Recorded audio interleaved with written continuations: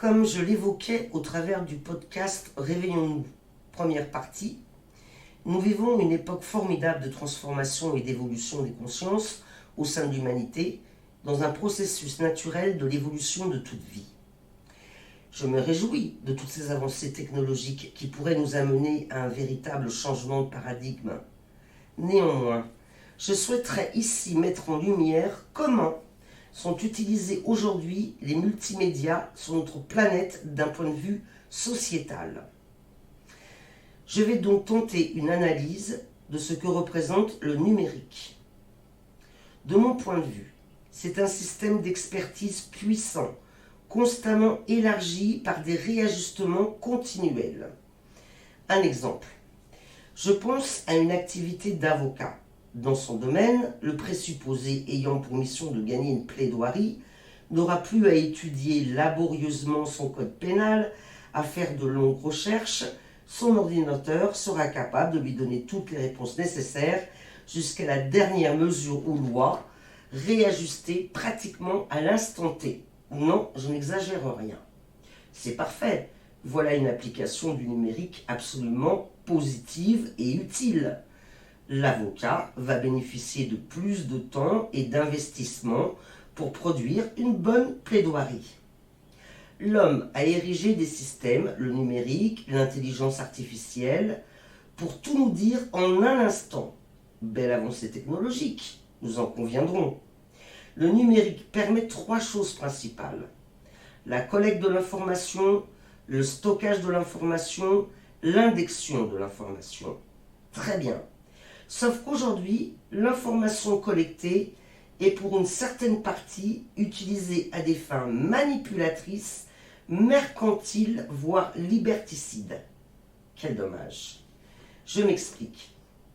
Grâce au recueil des informations qui ciblent notre comportement au quotidien et en temps réel, le numérique est orienté et utilisé pour nous modéliser selon une réalité observée et globale. Prenons par exemple la montre connectée. Elle ne se contente pas d'analyser vos performances et votre comportement durant votre activité sportive, mais elle va aussi vous proposer un coaching résultant de son expertise de manière purement rationnelle. Mais où sont passées nos valeurs de propre jugement, de créativité, de libre arbitre ? Disparues. Faites ceci comme cela et faites cela comme ceci. Amusez-vous à lister tous les produits connectés à la mode. Ceux-ci ont pour véritable objectif de nous modéliser selon une vision globale de ce que devraient être nos comportements.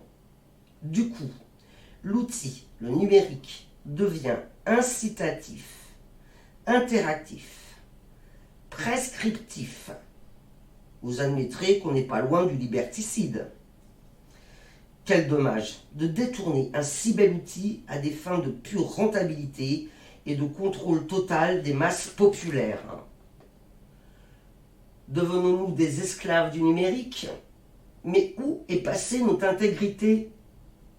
L'orientation des mises en pratique qu'est ce formidable outil est actuellement pervertie. Le numérique s'emploie à monétiser tous nos comportements chaque jour davantage. Sa conquête de contrôle absolu, soi-disant pour nous accompagner pour notre sécurité, pour notre bien-être, etc., n'est plus à démontrer. Néanmoins, l'humain n'est-il pas supérieur à l'excellence d'une capacité à engendrer de l'information continuellement réajustée ? En réalité, l'être humain a la liberté, il a la faculté de jugement et d'autonomie pour gérer sa condition de vie, non ? Pourquoi essayer de nous faire croire le contraire ? Le danger, c'est la banalisation du phénomène qui s'installe progressivement. C'est maintenant que nous pouvons et que nous devons tous réagir. Ce système nous vide de notre véritable substance, essence, au nom de quoi ?